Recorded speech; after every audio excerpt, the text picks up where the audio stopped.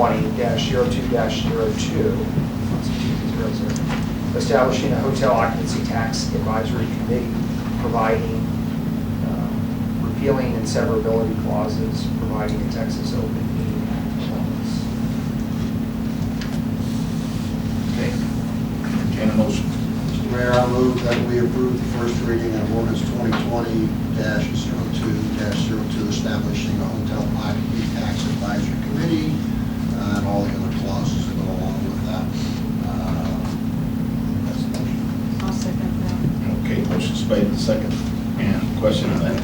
Would that also include trying to get the state to change the mandate that we get 50/50 on the hot money?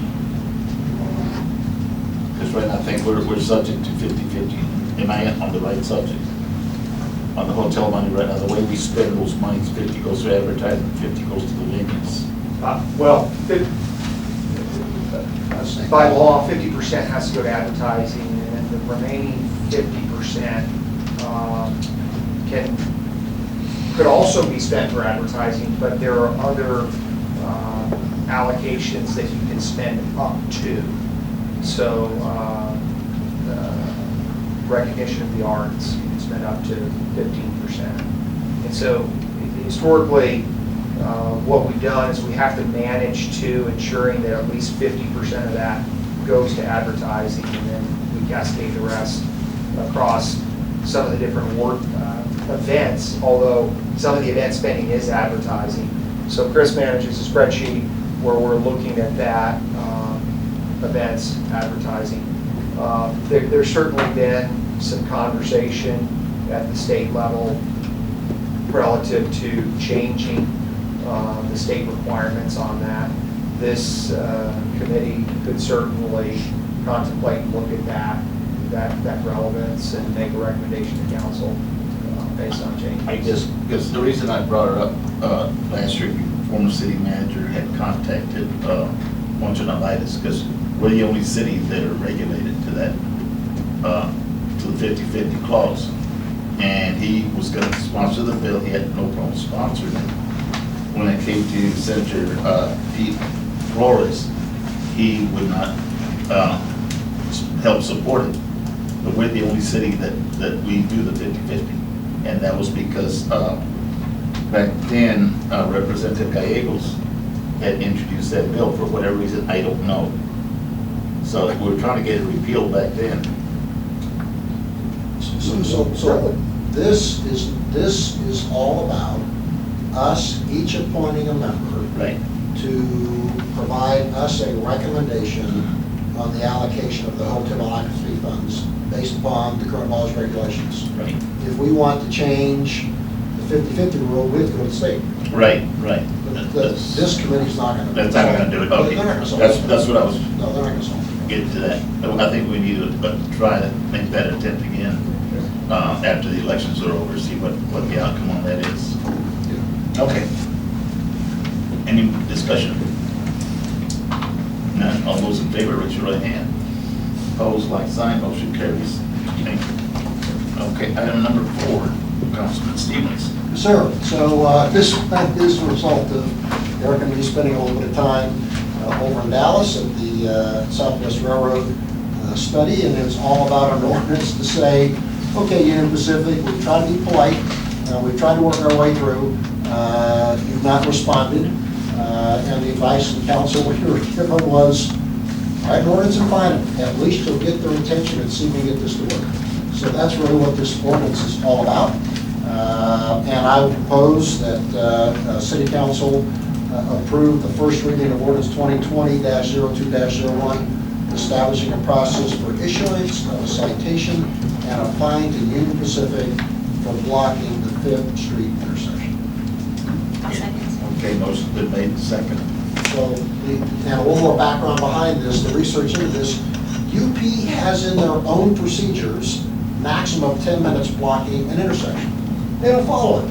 So our view is, hold it guys, if you have in your own policies 10 minutes, you're not gonna follow it, hey, we'd love to fine you, we'll take the money, and hopefully it's enough to get them moving. Is it mainly UP or Amtrak?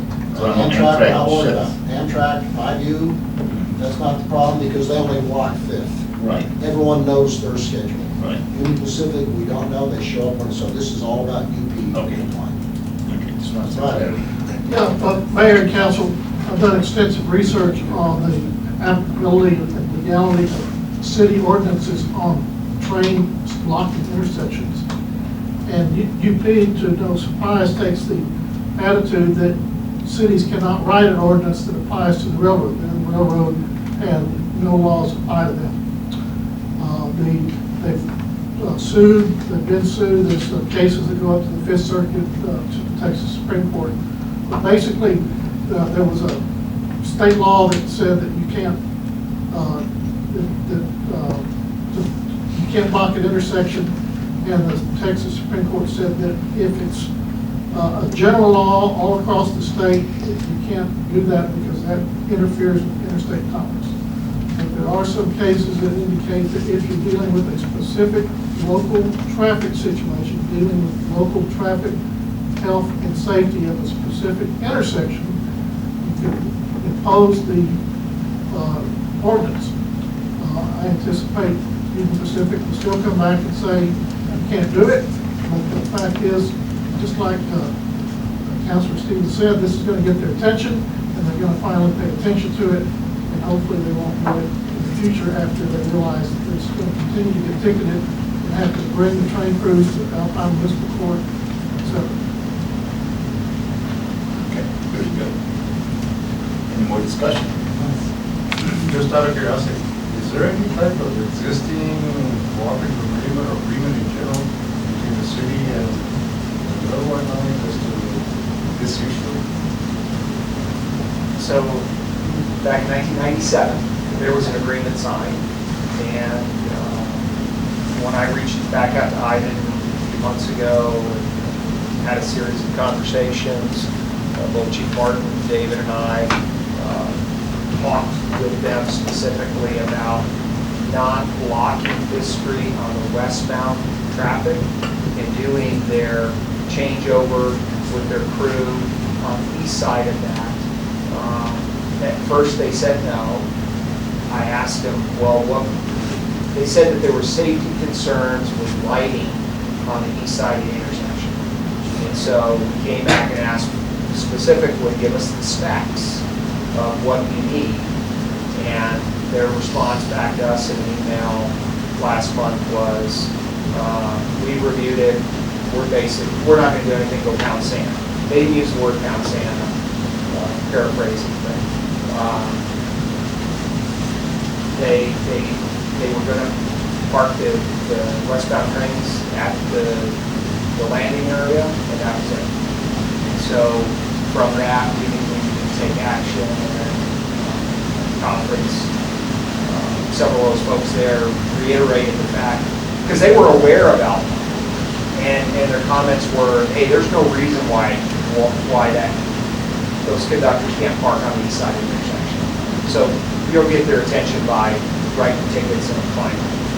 Yeah, they do that So- from time to time. I'm sorry. Yeah, so Councilor Lewis, we have worked back recently as well, trying to get them back in alignment with the agreement for 97, but they said no. In your opinion, the railroad has basically violated the stipulations of the agreement. They're pretty disagreeable. And I think further to the point, what's positive, the whole strategy behind doubling the length of trains is to reduce pushback.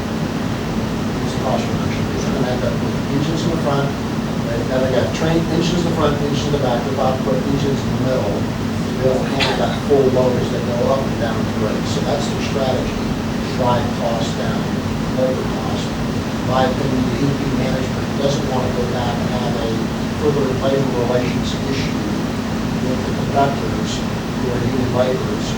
And as a result, they said, do what you're going to go do, okay, park where you're going to go park.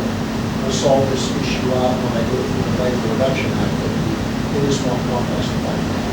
So we're, unfortunately, recipients of that labor issue. Up to recently, they were parking Yes, they were.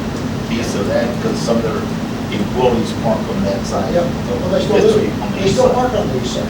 Yeah. Then I got the call from David Busey, this you did, and I know you did, said, complain about it, I said, it's nobody. That's what's going on. Yeah, we need to get their attention now. That's the way we're working. Absolutely. Chief Barton has had his team out there, they time the delays of the changeovers as well, so. We had taken some of that data and shared that back with UP and our latest exchange with them. Any more discussion? UP has that data also. You can force them to give it to you. Right. They do. Well, they know. Okay, so you would handle that for us, right? Thank you. Well, and if I may, when they leave the depot, they're coming uphill, Oh, and yeah. it slows them down more so than normal. And it takes, usually, yes, 2 weeks ago, I was backed up 20 minutes before that train That's started. And you've got to come to understand. Well, I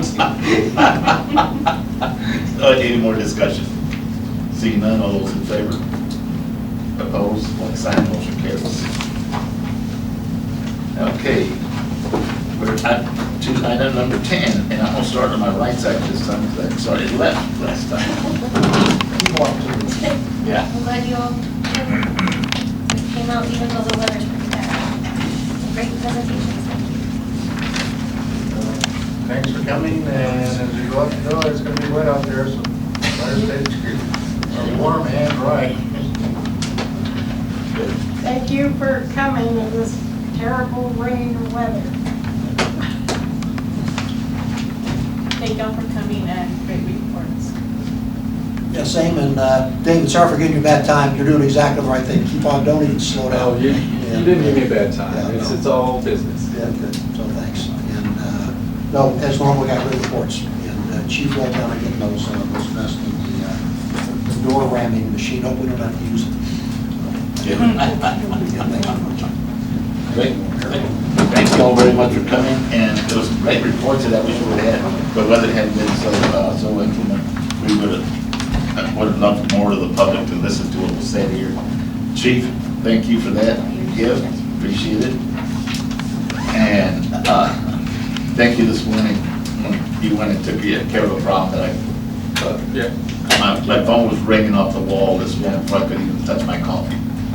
And it was taken care of. She called me back, says it's taken care of, so I appreciate it. Thank you all very much. You have a good evening. So, Mayor, pursuant to Texas Open Meetings Act, Government Code, Section 51.071, consultation relative to personal matters, I propose we move into executive session, discuss and consider take appropriate action regarding personal matters of the city. Okay, sir. Is there a Oh, second? Okay, there's a second on that. All those in favor, there'll be no discussion on this. Opposed, like sign. Motion carries, and the time, sir. Yep, 1911. It was a good year. 1911, it sure was. Wonderful night. Okay. Want to take a break, or you want to just go ahead and go through it? Okay, we'll go through it then.